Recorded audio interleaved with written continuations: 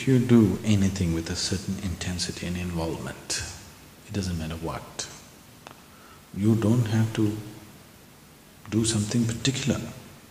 If you do it with absolute intensity, anything, instead of saying we went through the whole science of you leave the damn science. You just say boom, boom, boom. But with absolute intensity and involvement, even the boom will work, okay? No science is involved, but just the intensity.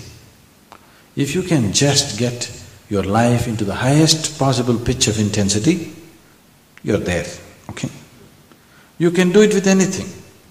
I don't know if you have heard of this, but it's very much there in the traditions. Many yogis were constantly angry. Do you know that? Not about anybody, simply angry. Now you have this understanding, a yogi means he must be… Yes? Like that. He must be a good man. Tell me, the first yogi, let's take the first yogi as an example, Shiva. Can you call this guy a good man?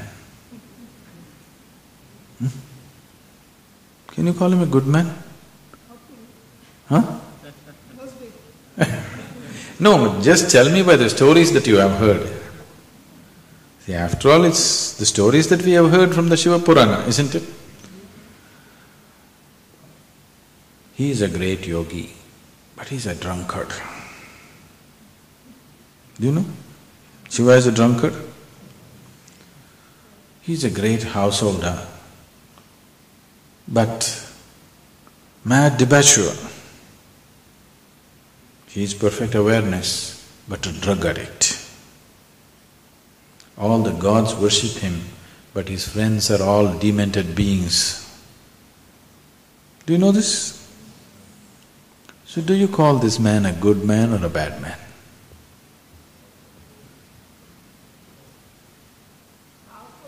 He's neither a good man or a bad man, but he's fantastic.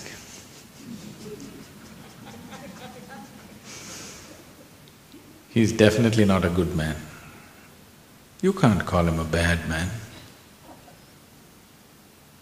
but he's terrific. You know what that means? That means you have to raise beyond your ideas of good and bad, like and dislike, and just become intense life. Life in its peak performance. So, we said if you just say Shiva, it will happen. Yes, because these sounds, I think we looked at this already, what a mantra is. These sounds are like keys to another dimension of life. If you have gone through the necessary preparation, just one utterance of Shiva, I will have you exploding to a completely different level of energy and experience. You will see if you come to certain advanced programs, we have something called a samyama, which is a 8-day meditation camp. Now it is 10-day and it's in total silence. Just one utterance, Shiva, people will just burst. They cannot contain themselves in the body. Just one word, just the sound.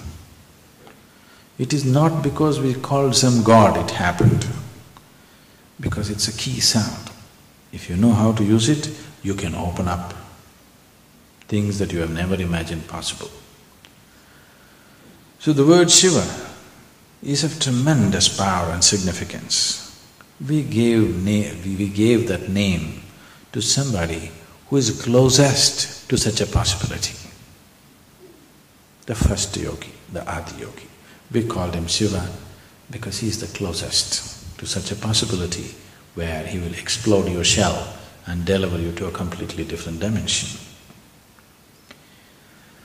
These are, unfortunately, the problem is street-side spirituality, you know. Everybody is talking spirituality. If you read a book, you can become spiritual. This is the danger, you know. Because of this, all kinds of things are happening. It is not because that's God's name. If God is everywhere, every damn thing, the sacred word and the abuse is also Him, isn't it? Yes? Yes or no? Yes. It is not a question of that something is sacred and something is not. The moment you make this discrimination that something is sacred and something is not, something is good and something is not, you're finished. Because you've divided the world. When you say, I want to turn spiritual, what you are saying is you want to become all-inclusive. Yes? You want to transcend the limitations of the physical. Physical is exclusive. The more identified you are with the body, the more exclusive you are, isn't it? Physical is exclusive. That which is beyond the physical is all-inclusive. So when you say, I want to become spiritual, you are saying, I want to cross the limitations of the physical. That means you are saying, I want to become all-inclusive. If you want to become all-inclusive, if you say, these people are not sacred, only these are sacred, can you include? You divided the world and you're finished. This is a no-win situation. People are going on dividing the world in according to their terms of good and bad, okay and not okay, and they are hoping to be spiritual. It'll never happen. It cannot happen. First stop the judgment. Responsibility, responsibility, responsibility. Why is? Now you don't see what is good and bad. Whatever comes in front of you, according to your intelligence, you respond to it as it is needed. Not because it's good, not because it's bad. According to your intelligence, whatever is the best thing to do at that moment, accordingly you respond. Whichever way you respond, whatever action you perform, there will be a consequence to it. Knowing this, you perform your action. Should I do the good things or bad things? You do whatever you want. All I want you to know is, whatever you do, there will be a consequence. When the consequence comes, if you are going to cry, then there is no point. If you can take any consequence joyfully, do whatever you please. But if you are made like this, if certain consequences come, you will break up. If it is so, you perform your action a little more cautiously, that's all. It is not a question of good and bad.